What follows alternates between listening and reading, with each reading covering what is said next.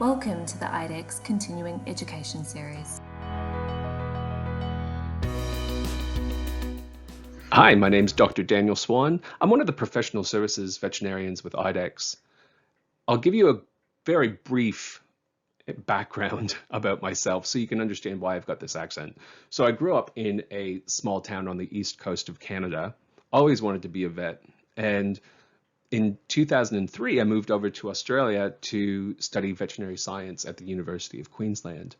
After graduation, I spent 10 years in general practice before taking on a veterinary director role for 2 emergency and critical care centers in Brisbane. And I did that for 3 years before going into industry and working with IDEX. So that's my life in a nutshell. Now, today I wanted to talk to you about the diagnostics of the liver. And the reason I wanted to talk to you about this is because liver disease is very different from decreased liver function or liver dysfunction. And IDEX is now introducing bile acids to the Catalyst menu, which means that we're going to be able to differentiate the 2 processes in the clinic in real time. So I want to discuss why that's relevant and how it's going to benefit the clinician. Now, to get things started, I'm going to very briefly talk about the minimum database. So the minimum database is going to include primary database. So the minimum database is going to include primary and secondary tests and other parameters that we use on a regular basis to assess each organ system, including the liver. We'll go into further detail about the liver side of things and its main function in the body and why it's important to monitor it. We'll also discuss the use of bile acids and other diagnostics to assess liver function and the introduction of bile acids to the Catalyst. Diagnostics are part of a holistic approach to working up our patients, and they work as an adjunct to a physical examination of full history and should never be considered a replacement for them. So let's talk about the minimum database very quickly. What is the minimum database? Well, it's a constant set of diagnostics in the clinic for each patient. And the minimum database allows the clinician to be consistent in their workup, regardless of the vet handling the case. This consistency helps reduce misdiagnoses, which can lead to frustration both from the vet and from the pet owner, and is ultimately not what's best for the pet. Many sick patients also have more than one disease process occurring at the same time, which could be missed if we don't take a holistic approach to our diagnostic workup. Stepwise diagnostics increase the risk of missing a diagnosis or getting the wrong diagnosis altogether. And in my experience, this way of doing diagnostics was intended to save the client money, but it often has the opposite effect. It can also increase the number of trips to the vet that the client has to make, which right now certainly is less than ideal. The 3 components that make up the minimum database are the complete hematology, modern biochemistry, and a complete urinalysis. Now, a complete hematology is going to include a 5-part differential, a 6-part differential if we include the band neutrophil flag. A modern biochemistry includes SDMA, electrolytes, and primary and secondary tests for various organ systems. The complete urinalysis is going to include a physical, chemical, and microscopic sediment examination. We can utilize all 3 of these components when we evaluate the liver. It's not just about the biochemistry. Now that's all we're going to cover for the minimum database, and now we're going to talk about the liver itself. Now the liver has more than 1,500 known and documented functions, and today we're going to cover 4 of those. That's going to be metabolism, storage, detoxification, and excretion.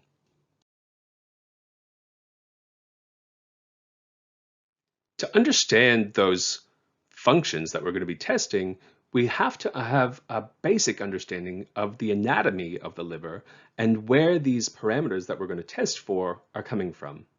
So when we think of the liver and how we're going to test it, we're going to focus on 2 main areas. Hepatocellular, which refers to the liver cells or the hepatocytes themselves, and then biliary, which reflects the biliary tract. Bile is made in the liver and stored in the gallbladder. So we assess the enzymes that are associated with cholestasis or decreased excretion of bile. Let's have a closer look at the functional unit of the liver and how some of these components can contribute to changes that we would see when assessing our liver parameters. ALT is going to be found within our hepatocytes or liver cells themselves. Alkaline phosphatase is going to be seen within the canaliculi. If we have pathological changes to our bile duct, or if we have constriction of our bile duct, we may see changes in our total bilirubin because it's going to affect biliary flow. And the bile duct and the blood supply are important when we assess our bile acids. Now that we've had a look at the anatomy of the liver, let's talk about what the liver actually does. So the liver is responsible for the synthesis or key components of the body. It makes things like albumin, clotting factors, bile, fats like cholesterol, and liver actually does. So the liver is responsible for the synthesis or key components of the body. It makes things like components of the body. It makes things like albumin, clotting factors, bile, fats like cholesterol and triglycerides. It stores glycogen, which it makes from glucose that it gets from a gastrointestinal tract. Now, glycogen is the main source of energy when we go through periods of fasting. And when we need it, our liver can change it back into glucose. It also stores things like iron. It is able to excrete nasty things that we don't want by changing them into something more water soluble so they can be passed more easily. And it breaks things down that would otherwise be detrimental, like toxins and waste products like ammonia. So how does the liver do all these things? And the simple answer is that it uses enzymes. Enzymes help to speed up reactions. And each enzyme has a specific purpose and are sometimes only made in a specific organ. When the liver is damaged, the individual cells can become inflamed. And this is where we have leakage enzymes into the circulation that otherwise wouldn't be there. This is how we pick up liver damage in a blood sample. So what happens if the liver is damaged or if it's just not working well? We may have decreased synthesis of important elements like albumin and clotting factors. We may not be able to synthesis of important elements like albumin and clotting factors. We may not be able to break down and excrete things like ammonia or bilirubin. And we may have leakage of enzymes and byproducts into the general circulation. This is why we would see elevations in these analytes in our blood work. So liver testing is going to start with that initial blood test. Our screening profile as part of the minimum database looks at general hepatocyte integrity. It looks at the biliary tract and the metabolism of bilirubin. If we want to go further with our testing due to suspicion of liver disease or because we have changes in the primary and secondary tests on our screening profile, we may want to assess liver function. Let's have a more in-depth look at the liver analytes we would see in our screening and liver profiles. We can break these down into two groups: the primary tests, which are more liver specific, and the secondary tests, which may be affected by the liver but are not directly associated with it. We'll talk about each one of these analytes, and we're going to start with the primary enzymes.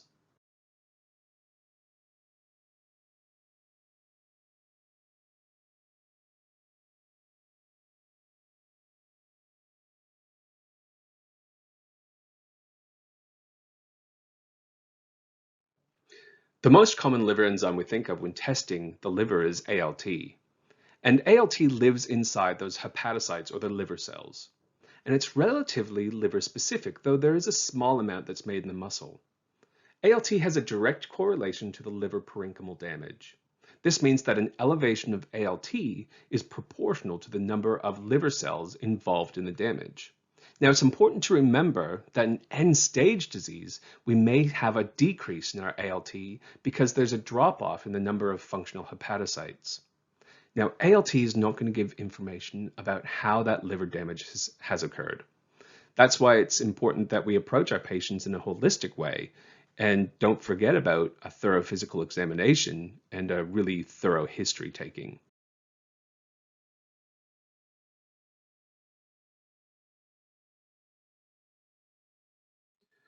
So when do we act upon these elevations in our ALT? Well, it's important that we always go back to the patient and look for the presence of clinical signs. If there are clinical signs, that's a good indicator to go further in your investigation. If there's only a 2 to 5 times elevation and there's no clinical symptoms in that patient, it might be okay to monitor over the next 2 to 3 months. But if that elevation is persistent and repeatable, then it's time to investigate further. In cats, anything above 2 to 3 times normal is significant and should be investigated because in cats, ALT has got a shorter half-life. AST now may be more difficult to interpret because muscle may be involved. So again, always assess the patient's clinical signs and take that history and do a physical examination. If you suspect that the muscle may be contributing to that elevation of AST, try running a CK because it may help you interpret that AST result. The second most common liver enzyme is alkaline phosphatase, or ALKP, which is membrane bound to the bile canaliculi. Alkaline phosphatase is less liver specific than ALT because it can be affected by other factors outside of the liver. Elevations in alkaline phosphatase are often associated with cholestasis and lipidosis in cats. We don't tend to get excited about alkaline phosphatase in dogs until concentrations are about 4 times normal. This is because there are other processes that can affect alkaline phosphatase, and because of its longer half-life in dogs, it tends to stick around long enough to blur the line between liver disease and those other processes. Cats, however, don't have the glucocorticoid isoenzyme, and alkaline phosphatase has a shorter half-life, and therefore any increase in the cat has to be considered significant. GGT is part of the Chem 15 and 17 clip, and it's helpful in further defining cholestasis as it's less sensitive to steroids and other drugs that may cause elevations in alkaline phosphatase. It's especially sensitive for cholestasis in cats. Though if there is some hepatic swelling secondary to the use of drugs, GGT may still be elevated. GGT is not liver specific, and there are other sources such as the gastrointestinal tract, pancreas, and the kidneys. Let's have a look at the secondary tests. These tests are less liver specific, but are likely to be affected if we have liver pathology present in our patients. So as I mentioned previously, the secondary liver tests are less specific than the primary tests for the liver. We can break these down into 2 categories: secondary tests for cholestasis and additional tests for functional hepatic mass. We'll go through these tests individually.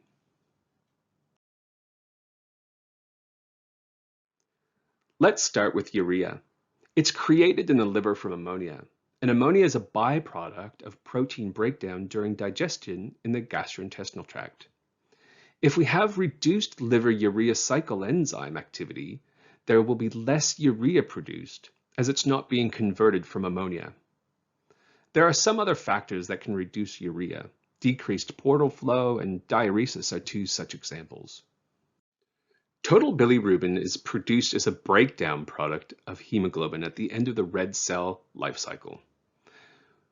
Where there is excess bilirubin, we will see this clinically as jaundice or icterus. Total bilirubin is a secondary liver test because it too has multiple pathological processes that can contribute to changes. We'll break these into prehepatic, hepatic, and post-hepatic causes. Prehepatic would include things like hemolysis in immune-mediated disease. Hepatic is when we actually have liver disease present, and post-hepatic would include things like gallbladder disease, pancreatitis causing constriction or blockage of the common bile duct, or a primary cause of bile duct blockage.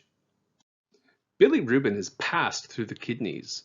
We can see normal levels of bilirubin in the dog as they have a low renal threshold, though any increase in bilirubin in the urine of cats is significant. We also have to consider the urine-specific gravity, or the concentration of that urine sample when we assess the urine bilirubin. If we have a USG of 1031 and a bilirubin of 2+, that's pretty significant. But if we have a really concentrated urine sample and we still have that 2+ bilirubin in that urine, it's probably not significant. Now remember earlier we mentioned that the liver is responsible for storing glycogen. Well, if we have reduced functional liver mass, we're going to have reduced glycogen stores, and that might be reflected as decreased blood glucose. Cholesterol is another marker that we use to assess the liver. Elevations in cholesterol may be secondary to chronic liver disease and cholestasis, but decreased cholesterol may be secondary to decreased functional hepatic mass, so the patient just isn't able to synthesize that cholesterol as efficiently as it should be able to. We can also see decreased cholesterol in things like portosystemic shunts.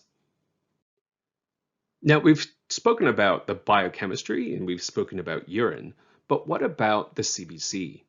Liver function can also affect our CBC results. We can see changes in our red blood cell indices secondary to liver dysfunction, potential microcytosis from a portosystemic shunt or a depletion of iron stores. We might see a decreased reticulocyte hemoglobin. We can see mild anemia, particularly non-regenerative if that's chronic disease, or if we have low iron stores. We can see target cells and acanthocytosis in our morphology. We can also see potential white cell changes, such as an inflammatory leukogram if we have hepatitis. That's why the minimum database is so important, because we're seeing changes across all three of these components. Now, as I mentioned earlier, the liver is responsible for the synthesis of all the clotting factors except for factor VIII. This makes it really important to assess coags before doing invasive procedures like liver biopsies, because a lack of these clotting factors could have catastrophic consequences. So let's talk about bile acids. Bile acids have been utilized by vets to assess liver function for decades. However, until now, they've had to be sent to the reference lab, which can cause delays in achieving our diagnosis. Well, now we're going to be able to run our bile acids in the clinic with the Catalyst. And this means that we're going to be able to have real-time care of our patients, and we're going to be able to make decisions based on good medicine in a timely fashion. So what are bile acids? Well, bile acids are steroid acids that are produced by the liver. And the main function of bile acids is to help in the digestion of fats. Bile, which is stored in the gallbladder, is released into the intestinal tract when the animal eats, where it helps to micelize fat. There are a few conditions that will either reduce the reuptake of bile acids, such as with a portosystemic shunt, and there are also conditions that reduce the emptying of the gallbladder, and therefore there's a buildup of bile acids in the circulation. An example of this would be an obstructed bile duct. With a portosystemic shunt or a portovascular anomaly, the blood returning from the gut bypasses the portal vein, making it impossible for the liver to resorb and recycle the bile acids efficiently. How do we do this bile acids test? Well, testing bile acids is typically done with a pre- and postprandial or before and after eating bile acid stimulation test.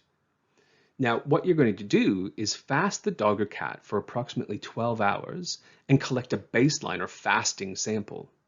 Then we're going to feed the animal a small meal of a high-fat food to stimulate the release of bile acids into the intestinal tract. Now, this should really be a small meal because we don't want to get confounding issues like lipemia, which can affect our sample. 2 hours after we feed them, we're going to collect a postprandial blood sample to determine if the liver was able to adequately process the bile acids after they were resorbed from the intestines.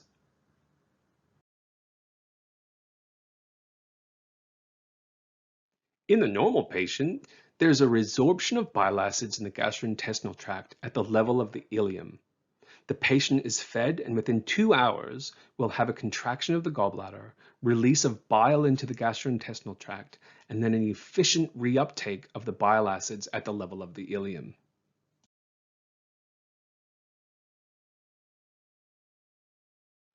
If the liver is not functioning adequately, or if there's a bypass of the portal blood flow, the efficacy of the reuptake of bile acids is decreased, and there would be a higher concentration of circulating bile acids for a prolonged period of time. Liver disease is not liver dysfunction. The liver has a large reserve capacity, and therefore the clinical signs we would think of with liver dysfunction are non-specific, and the disease occurs later in the disease process. This is why a systematic approach with a minimum database is so vital when working up our patients. While these tests are markers of liver injury and liver swelling, they do not tell us if the liver is functioning appropriately. Liver injury does not always lead to dysfunction. Therefore, we need a test such as bile acids to specifically assess liver function. The use of bile acids helps us understand how the liver is functioning. Elevations in bile acids may lead to further investigations to look for portovascular anomalies, hepatocellular disease, and cirrhosis of the liver. Elevated liver enzymes and some secondary markers do not always equate to liver dysfunction, as they can be localized changes in the liver that are causing those elevations. Bile acids are best tested using the bile acid stimulation test mentioned previously. The expectation is that the fasted sample will have a low bile acids, and the postprandial will fall within an expected reference interval, slightly increased. In cases of liver dysfunction, the expectation would be that there would be a large increase in bile acids. There are some important factors to consider when interpreting bile acids. If the patient is icteric, there is no value in running a bile acids. Also, the degree of elevation of our bile acids does not correlate with the severity of disease. We can, however, monitor our progress, is it normal or abnormal, with subsequent testing. Some confounding factors like hemolysis and lipemia can artificially lower our results. And finally, a bile acid stimulation test is very sensitive for finding a portosystemic shunt. So there are a few situations that can make it difficult to interpret our bile acids. The first would be preprandial bile acids higher than the postprandial bile acids. And usually this is going to be caused by a random contraction of the gallbladder. But it has no clinical significance. Just choose the higher result and use that for interpretation. Now, if you're supplementing with ursodeoxycholic acid, you may have a falsely increased bile acids. And we can have a falsely decreased bile acids if we have a poor gallbladder contraction or if we have severe ileal disease, because that's the level of the small intestine where the reuptake of the bile acids is happening. Having the option to run bile acids in clinic allows greater freedom to make decisions in real time. If we have elevations of liver parameters on a pre-GA bloods, for example, we can assess the liver function and either go forward with the planned procedure or postpone it and do further investigation based on the bile acids results. The Catalyst also has an extended range of 1 to 180 compared to the SNAP bile acids, which is 5 to 30, which is going to give greater insight into the disease process. Finally, a few points to remember. We cannot rule out liver disease even if the liver enzymes are normal. We can't diagnose liver disease by elevation of liver enzymes alone. There's no value in doing bile acids if we have an icteric patient. And liver function tests like bile acids are often used to confirm liver dysfunction. So bile acids may be elevated with portosystemic shunts and cholestasis, or if we have a decreased functional hepatic mass. Thanks for listening to this presentation on diagnostics of the liver. If you have any questions at all, please don't hesitate to reach out to either myself or one of the other professional services veterinarians. You can contact us on the 1300 number, that's 1300 443399. You can also reach out to the internal medicine consultant team as well, and one of us will help to answer your questions. Thanks so much.